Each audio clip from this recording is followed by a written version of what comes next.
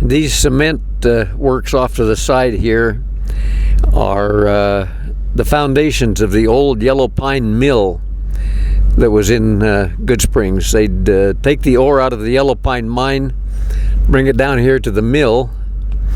The mill was a ball mill, which was a big rotary tank filled with steel balls, and they'd dump the ore in there, and the steel balls would crush the ore, break it down into gravel size.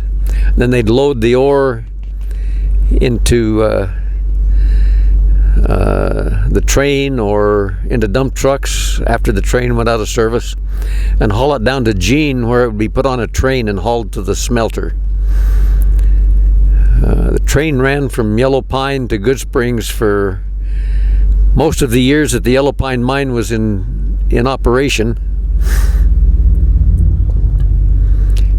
Then when the mine went out of service, the train sat in Goodsprings unused for many years. But this is the foundations of the old mill. It was standing here and actually operational when I was a kid growing up here.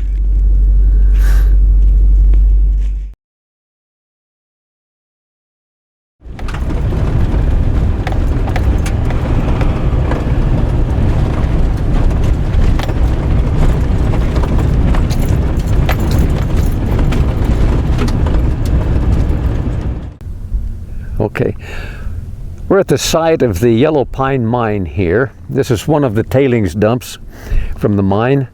The town of Yellow Pine was just off to the north of us here, just over the edge of the dump and on down into that shallow valley over there. Yellow Pine is where John Orson Kemple and Kate Connolly Kemple came and lived here when my dad and his siblings were in their teens, for the most part.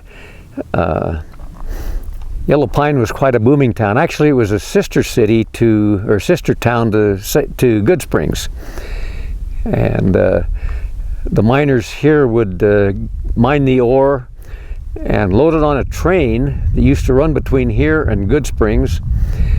And the train would haul the ore into Goodsprings to the mill, where it would be crushed in the ball mill, and then hauled on down to Jean to load onto train cars to take to the smelters. So my dad and his three sisters and his brother grew up here as teenagers. Actually, my dad finished the grammar school. The 8th grade was the highest grade in grammar school before high school. And he finished that when the family lived in California, in Compton. And then they moved here to Yellow Pine, and this is where he lived his years until the family moved into Goodsprings later on. Oh, I might mention also that great-grandfather John Kemple, the Silver Reef John Kemple, lived here with the family for a while also.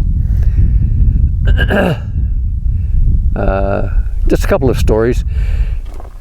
The train went right down through the town of Yellow Pine, and there was a bend in the track right where my grandparents' house was.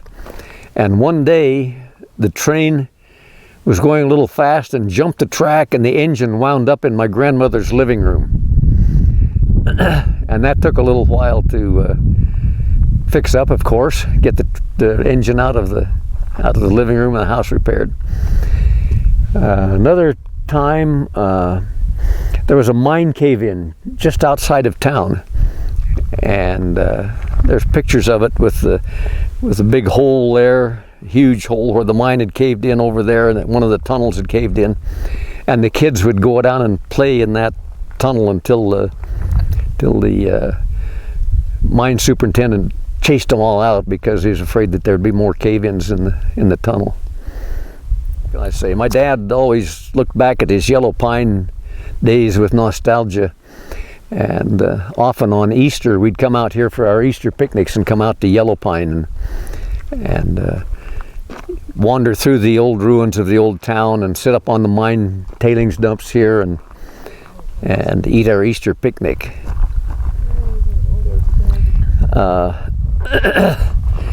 Another mine that's not too far away, the Jupiter mine, is maybe, I don't know, 20 miles or so off into the desert up this direction. The Jupiter mine back in the 1950s was owned by my uncle Raymond Carr, and he hired my dad to go out and get a crew together and go out and do some development work on the mine, which was a requirement in order to maintain your mining claims. And it was on one of these trips out to the Jupiter mine that my dad had a massive heart attack and died out at the Jupiter mine. Actually, we tried to get out to the Jupiter mine a couple of years ago so we could take some pictures out there, but the road is so badly washed out that we couldn't get through and up to the mine anymore. Well, we're at the Yellow Pine mine. The town of Yellow Pine is actually down below us. We came through it on the way up. But this is the site of the Yellow Pine mine, which was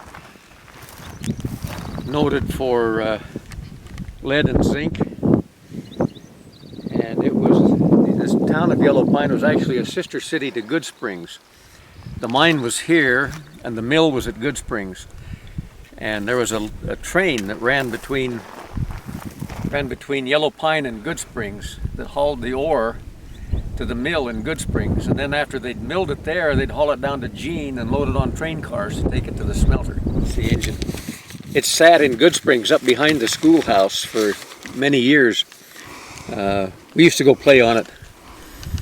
It had just been abandoned there when the Yellow Pine mine closed down in the late 1920s. And the train engine just sat there in Goodsprings on a rail on the old railroad bed, and we'd go play on it and just have a good time. Then during the war, toward the end of the war, about 1943 or so, the government needed scrap metal, so they hired somebody to come out and with a torch and just cut it to pieces and hauled it off for scrap metal. My dad used to bring the family out here often at Easter time from Goodsprings. We'd come out here and have an Easter picnic up on top of some of these tailings piles from the mine. My dad was a young boy here in the town of Yellow Pine when he was growing up, and so it was like coming back home to him, a kind of a nostalgia trip. But we'd come out here for Easter, for our Easter picnics.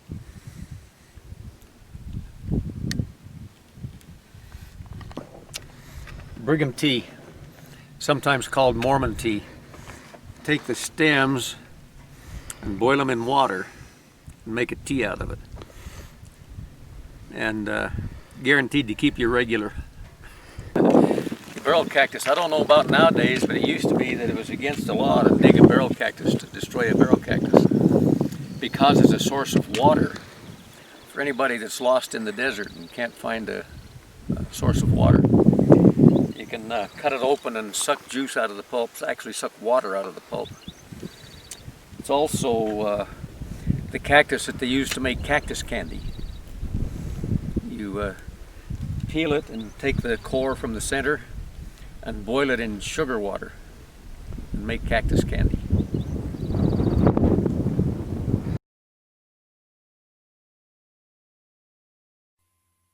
Thank you.